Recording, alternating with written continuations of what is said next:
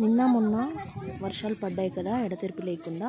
వాటి కారణంగా అయితే మా ఊరంతా కూడా చాలా వాటర్ వచ్చేసాయి. చాలా ఇల్లులు కూడా మునిగిపోయాయి. వీటన్నిటిని చూద్దామని చెప్పేసి ఒకసారి అయితే నేను వెళ్ళాను. అక్కడ వాతావరణం అంతా కూడా గందరగోళంగా ఉంది. ఒక్కొక్క వీడియో షేర్ చేస్తున్నా చూడండి.